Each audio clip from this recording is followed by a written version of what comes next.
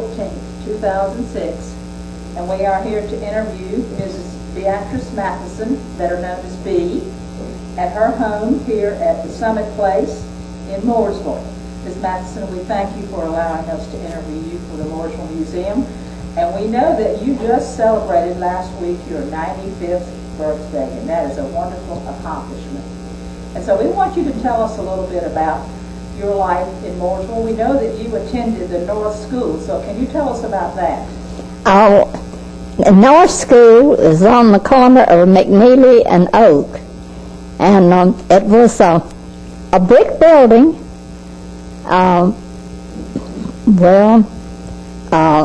You just have to see it to believe it. Was on a lot that we had a big playground back of the building. There was, let's see, Miss Winona Heathcock was principal and also taught.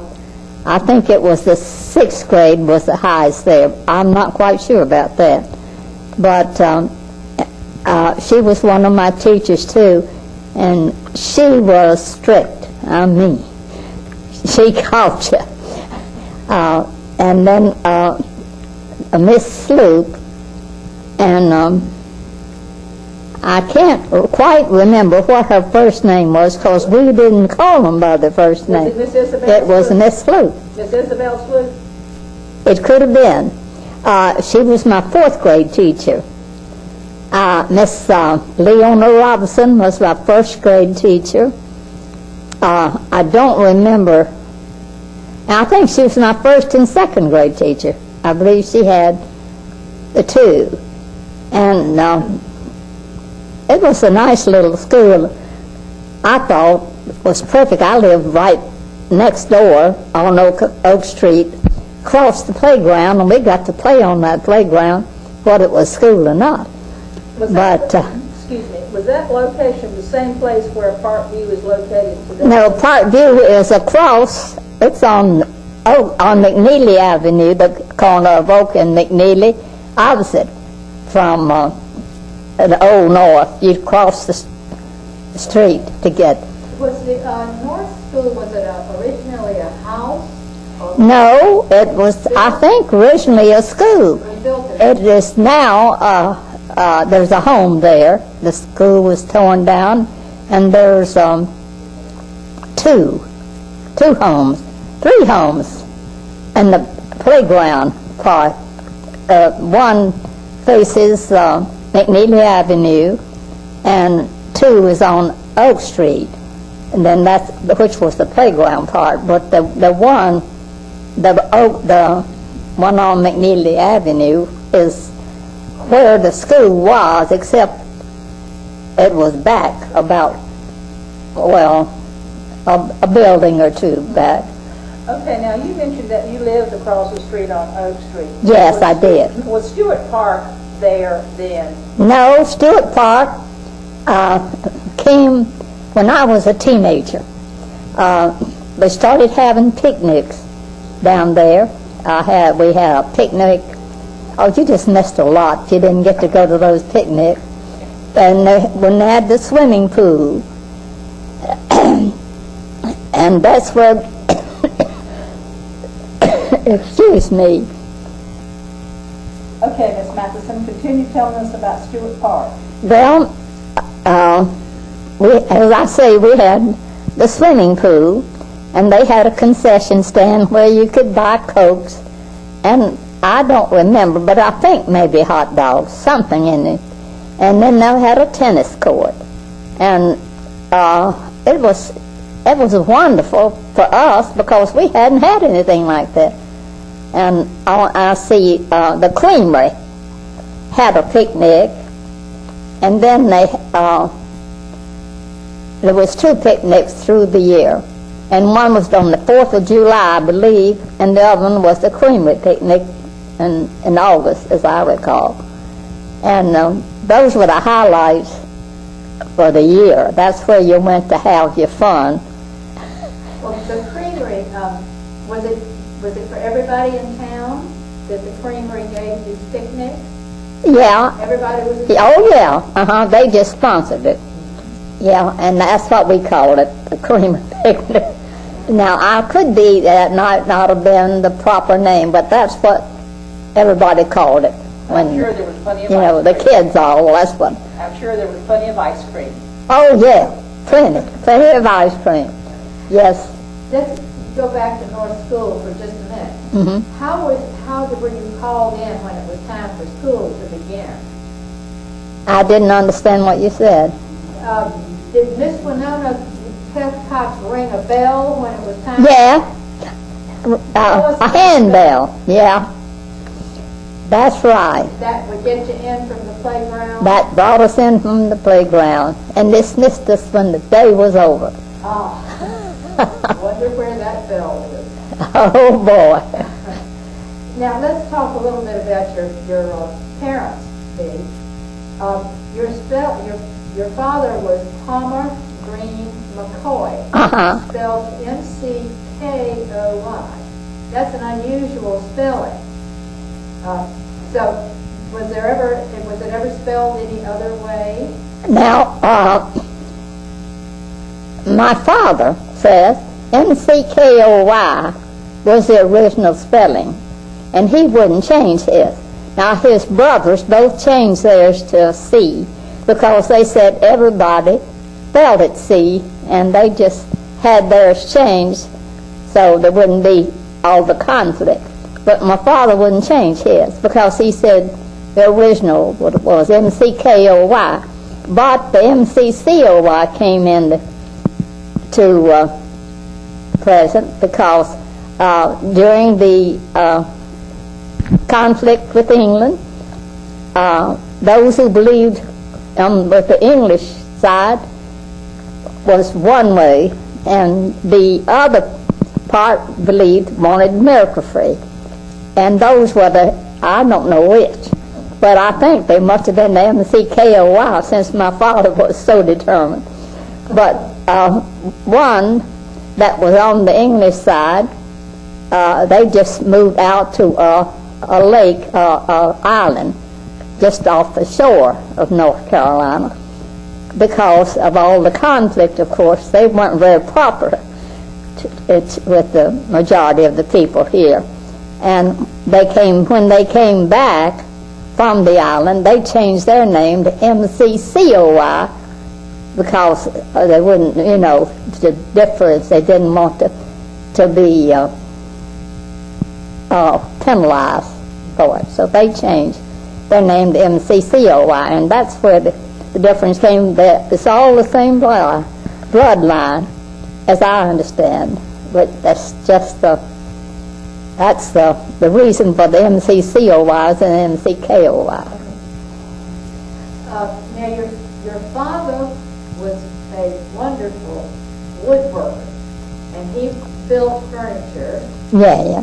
And where did he work? Well, now, he worked with the Mooresville Furniture Company for years. During the war, the foundry was next door, and they needed something special, I don't know what. But anyway, he went over and stayed over there a couple of years. Then and all the time he had a little shop back of his house that he did work on his own. And he did a lot of refurnishing and furnishing furniture. And the furniture that we have in our home, a lot of it, he cut the wood, had the wood cut from our farm and dried at the Mooresville Furniture Company, and then he made it from scratch in his shop. So we're real proud. I'm real proud. I don't want somebody to get it that doesn't love it. So, and I hope it'll stay in the family. Where was the farm that you mentioned? On Collar Creek Road. Where the old schoolhouse was out there. I can't remember. It wasn't Oak Ridge, was it? Can't remember the name of the Collar Creek School, I believe it was. It was his farm joined it. And on the other side of the farm,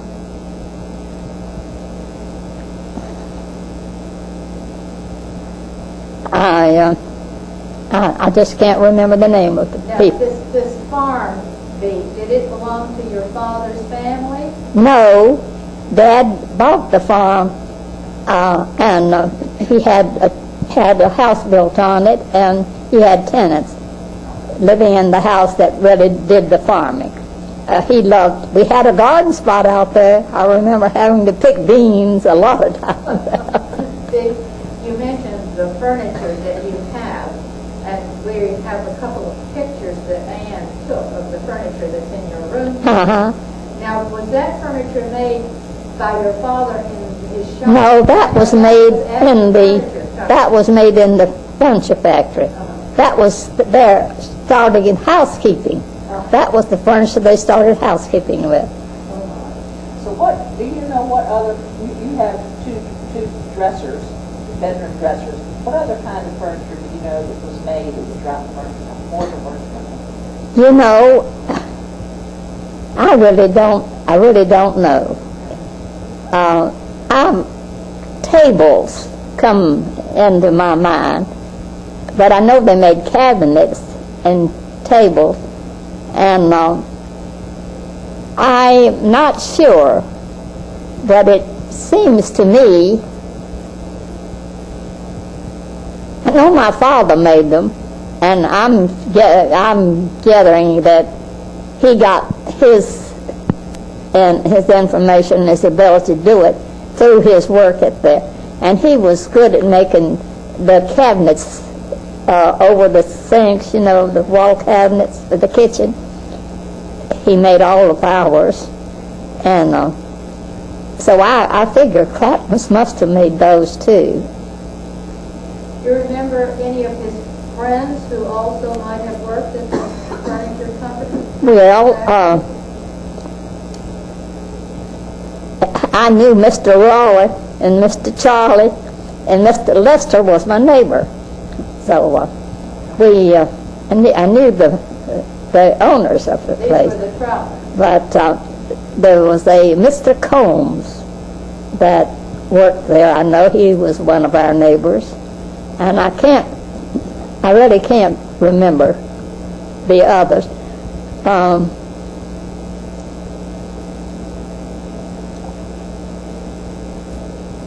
Their names just don't stay with me. You're not alone. Now, the furniture factory burned, I believe. Yes, it did. Do you remember what year that was? I was about 4 years old. I was born in 1911. So it must have been in the 15 or 16 that it burned. And my father went to Stageville. We moved to Stageville. He worked there in the furniture factory. And I don't remember the name of that one because we only stayed until they rebuilt. The one here in Mooresville was rebuilt, and we came back to Mooresville. Now, your mother's name was Joni. Joni? Her father's name was Jonas, and he died when she was 6 months old, and her name was Fannie Mae. So they decided, my grandmother changed her name, put it Joni instead of, since she was a girl, she didn't want to call him Jonas, so she said Joni. Jonnie is the way she spelled it. And she was born on the other side of the Catawba River. Yes. Were her parents farmers? No, they had a mill that they ground the corn and wheat and stuff. But it was on the river, and they used it by a big water wheel. I remember the big water wheel. Now you were married in Mooresville. I was married. In Mooresville? No, I was married in South Carolina. I was a runaway girl. Now listen, it was during the Depression, and we were lucky to have money enough for gas and and the fees. People didn't have much money back then. You could go to the movies for 5 cents. And you could buy a hot dog for 5 cents, too, when you left the movies. You could just get the 10 cents. So you were married in South Carolina. So in other words, you eloped. Yes. Did that cause any consternation for your family? Were they a little? I think they were very happy to have me back home. I'm sure they would. So you were married in let's see, in 1931. They said. Mm-hmm. Yeah. And then after you were married, where did you live, Steve? I lived with my mom and dad. We lived with mom and dad. Well, until Mr. Roosevelt came along, and I've forgotten what they called it. The New Deal. A New Deal. That was it. When a New Deal came in, and then my husband got a job with Standard Oil, and he had to travel. He was, well, I'm not sure this is the correct name, but troubleshooter, I think. I've heard that mentioned. And anyway, what he did was work on mechanically, like on the pumps and so forth. And he had to travel from, during the war, they were building new camps everywhere, and they were putting in these things. And so we lived in Baltimore, and I think it went from Baltimore to down to Florida. Then we went back to Chicago, and then back down to Miami, and then back to Palm Beach. And at that time, Mac got to be a teenager. Now, Mac was staying with my mom and dad because you couldn't drag a kid around from school to school like that. So he stayed and with mom and dad, and that was home base. We always came there. And so when he got to be a teenager, going to ball games and stuff, my mother and dad were a little too old for that. So I came home, and that's when I went to work at Parkview. I first went to work at Lawrence with Mrs. McNeely. She was dietitian there, and she got sick, and she had me to come and help her. And then I went from there down to Charlotte, to the Eye, Ear, and Nose Hospital, which was, uptown a little. It wasn't like it is now. It was a small place. But, and then there was an opening here in Mooresville at Parkview. The lunchroom manager got sick, and and they asked me to come up here, and I did. Well, I first substituted at high school, and then the next year they asked me to come up here, up to Parkview, and I stayed for 30 years. So I liked it. I was living next door to the school. I didn't have to drive. I went in about 7 o'clock, and I could leave anytime after 2. My cooks usually left around 2, but I usually stayed there around 3 doing book work.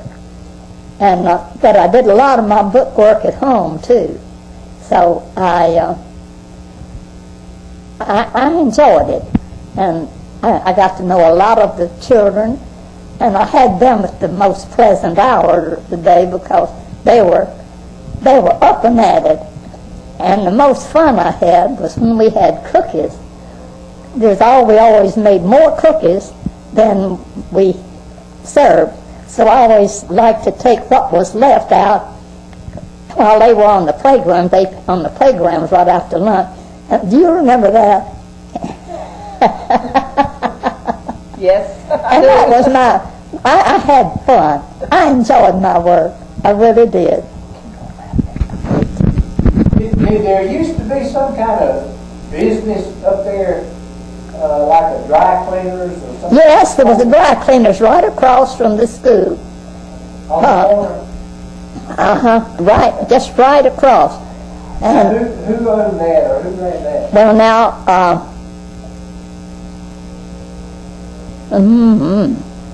I can't remember the man's name. That's okay. Bobby Robinson's uncle ran that, and his mother lived there. I mean, her mother lived there with them. But my uncle, Floyd Bass, bought it from him and was running it when it was closed. And that, it was Bass Cleaners then when he owned it? Yeah, it was Bass Cleaners. Hmm.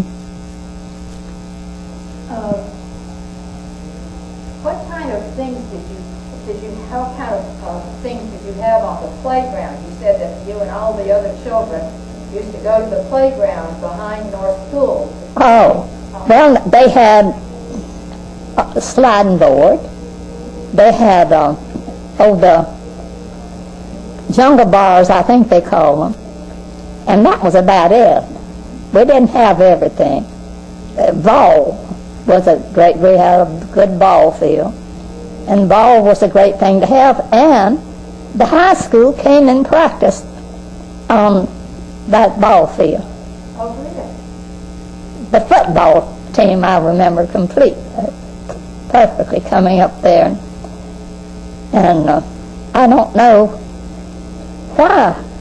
I guess it was a larger field than any place else they had right then. Because there wasn't much room at high school, and the old building was. You remember the old building? Yes, I did. So do I. Yep. We all remember the old building. I've got a brick from the old building. When they were tearing it down, I got one of the bricks, and it's one of my keepsakes. I have one from Parkview when they. Oh, you do? No, I didn't get one from Parkview.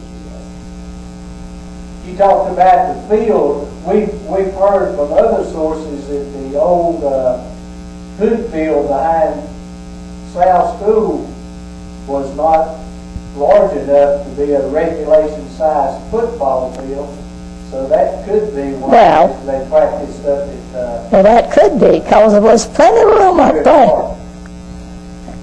Do you remember how many students were at North School when you were there?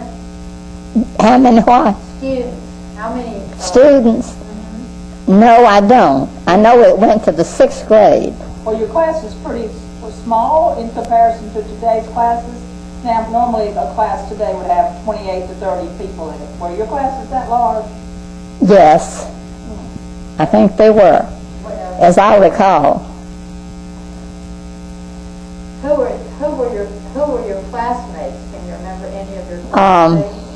Ruth Moore, you knew Catherine, everybody knew Catherine Moore.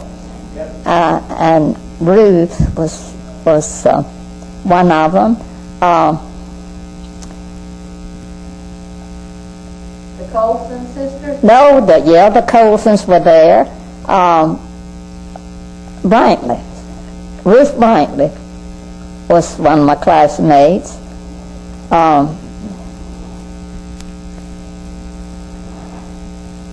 It's odd that I can't remember the boys. Maybe you can't remember them on purpose.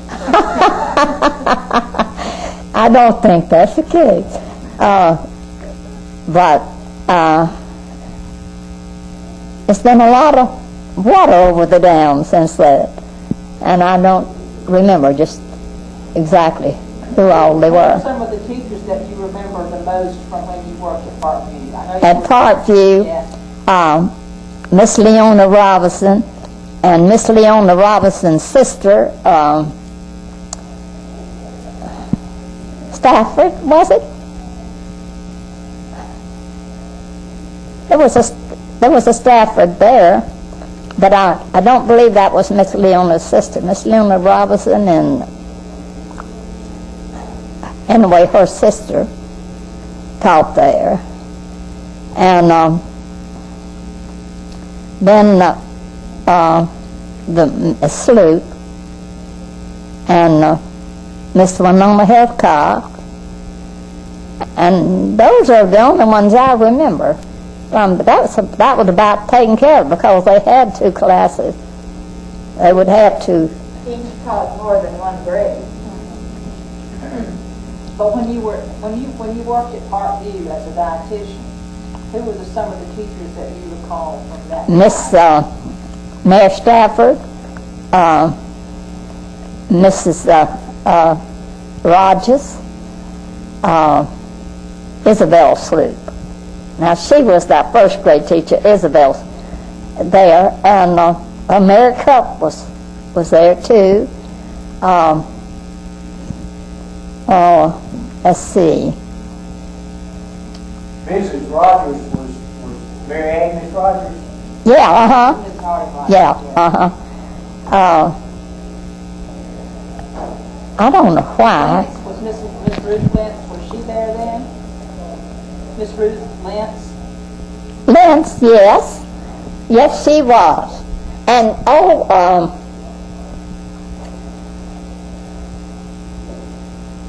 Mrs. Stewart was there, the principal's wife was there. Who were the principals when you were there?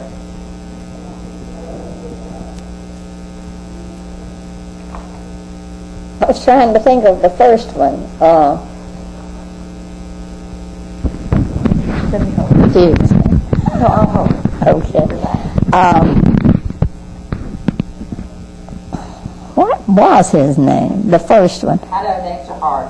Was Mr. Stewart was principal? Mr. Stewart was a principal there, and Mildred Miller was principal for a year there one time, and I can't remember the name of the principal who he was my favorite principal, but he went to high school and to middle school, and he was running up the steps at high school and had a heart attack. Do you remember? Mr. Pfeiffer. Pfeiffer. He was my favorite principal, and I don't know why I couldn't remember his name. But I remembered him well. We had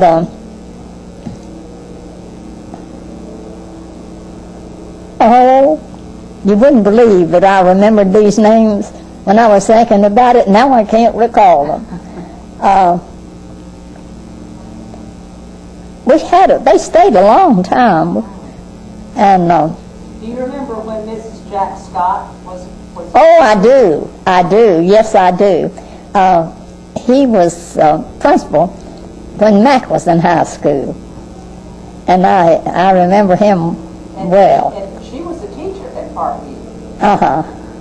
Yeah, I remember her. Yes, she was.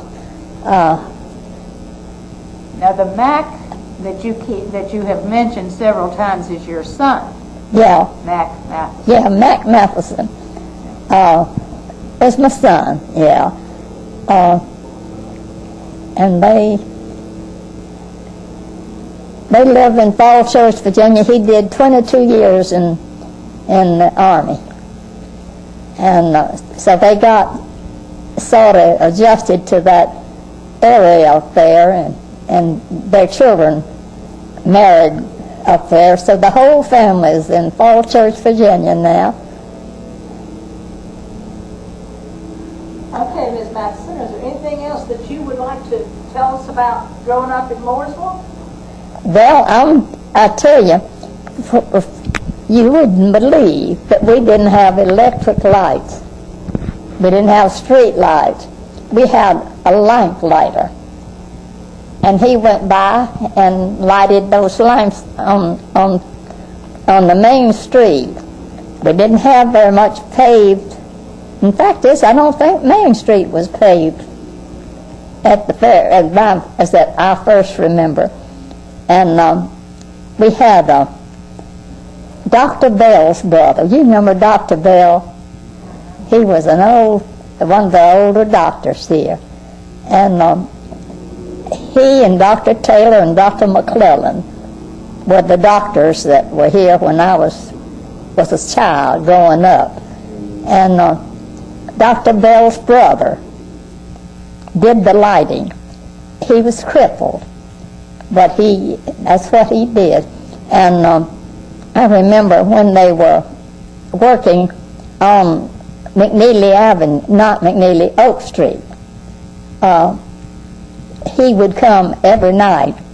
There was, I don't know what there was, it was a pile of dirt or something, and must have been a hole there somewhere, that he came and put a lamp on that pile of dirt every night, and I always waited to see Mr. Bell come and put the light on.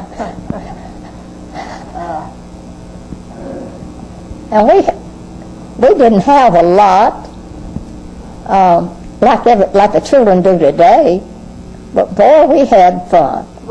And we had dolls, but we liked to play paper dolls. And we took old magazines, and there was a Mrs. Milker who lived on Statesville Avenue, who was so kind to us. We had scarlet fever, and we were shut in for some time. And she would bring us magazines, her magazines, so we could cut the dolls out of there. Miss Lucy Melba.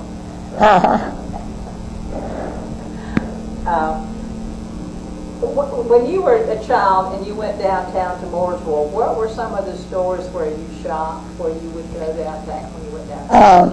I remember Carpenter's and Belk's, and I don't remember Belk's as a real young child, but when I got to the place I wanted to look for things, Belk's was there, and Rayla's. And I worked at Rayla's one time. That was my first job where I got paid for, and I worked on the candy counter. So I remember that very well. How much did they pay you? Oh, listen, I worked every day from 8 to 5. And then on Saturdays it was till 9 o'clock. And I got $9 for that whole week.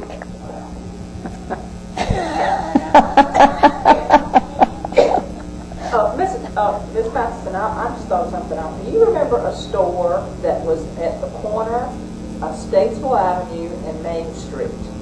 It was a little store. A grocery store? Well, it was not so much a grocery store as it was just kind of like what we would call a convenience store today. Mr. Honeycutt ran it. Do you remember Yes, that? I do. Okay. Can you tell us about that? What do you remember about that store? Well, I remember it had wooden steps to go up, and I remember going there. I loved to go there for candy, because that was in the range that I could go. My mom would let me go there by myself, and I remember going there for candy. But I know you could buy a loaf of bread there too. Oh yeah, for 5 cents. You wouldn't believe. But we, and I tell you, the depression wasn't too hard for me. Of course, I didn't have to make the living. There was a lot of things that were present in that, and I know a lot of people had a hard time, but the Lord took care of it. A store called Carpenter's. What kind of store was that? Carpenter's was a dry goods store, you might say. Okay. It was, I can't remember Carpenter's having much more than cloth. Maybe other things. That was what I would be interested in, so that's what I remember them having.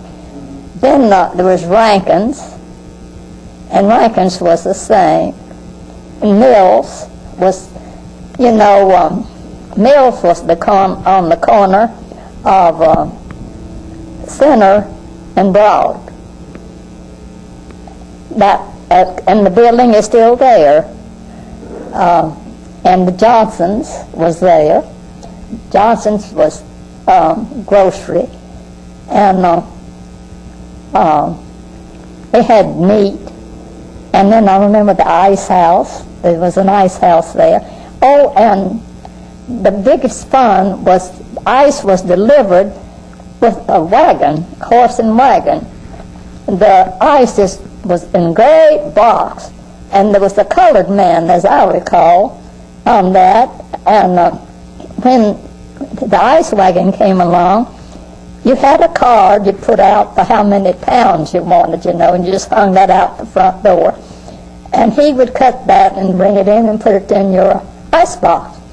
And but when he was cutting, when he sawed those blocks, it made the shavings. And he would let us kids hold our hands under there and get those shavings and make a nice ball. Oh boy, that was fun. But and those were the entertaining things. That's what the kids did. Well, we played. We made little marks when we like hide and seek. We'd make little marks. What did you call that? I can't remember. Hopscotch? What? Hopscotch? No.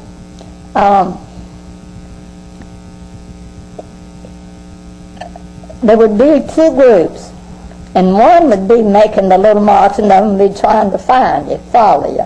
Oh, And like a trail. all around the neighborhood. Now, we didn't go very far Like a away, little trail. but I can't remember what we called that. But we had fun. We made our own fun. We didn't have expensive toys like the children have today. But But it was good. oh, it was good. It was good. I had a wonderful childhood. My mom and dad. My mom was strict, and my dad was very lenient. And if my mom got after me real bad, I'd cry. And I'd cry till Daddy come home. And then, because if I told Daddy that Mama had spanked me, then she'd spank me again for telling it. But if Daddy asked me while I was crying, I could tell him. And so I cried till he come home and I could tell him. And I can remember he always picked me up and said, "Well, bless your heart, I'm so sorry." That made me feel all right. Wasn't I a mean kid? Oh, what a delightful story.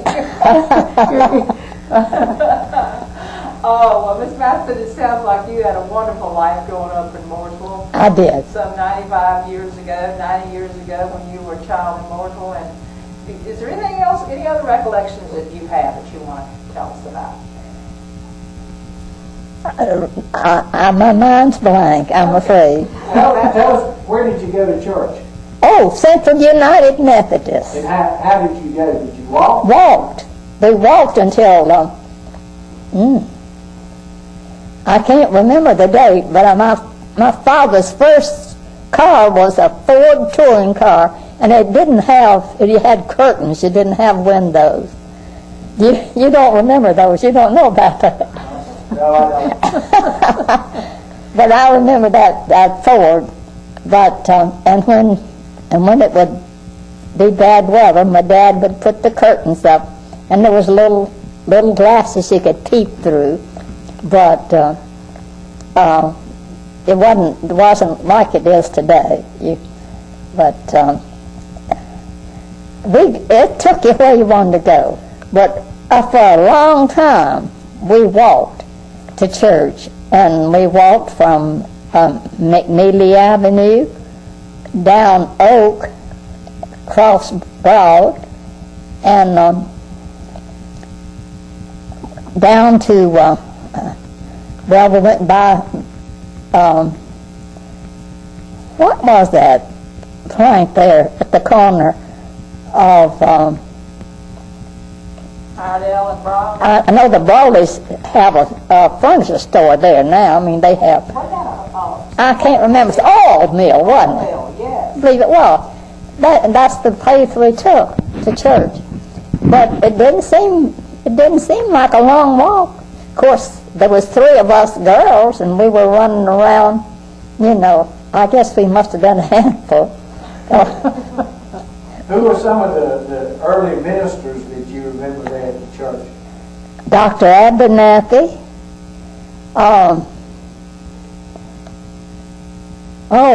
We had one every 4 years, and there's a lot of those 4 years. But I remember Dr. Abernathy was one of my favorites, and I can't recall any of the others in my childhood there.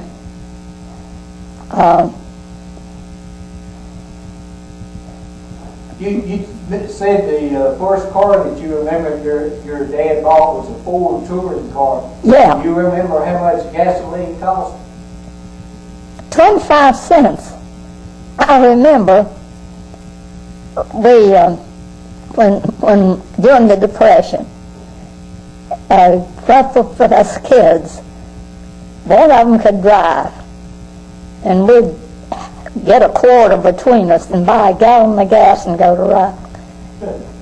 That was absolutely wonderful. And then during the war, the gasoline was rationed, so you were limited. Yeah, you had to have, and during the war, I remember you had to buy so much, when you bought so much flour, you had to buy so much meal too, because the meal couldn't be shipped overseas.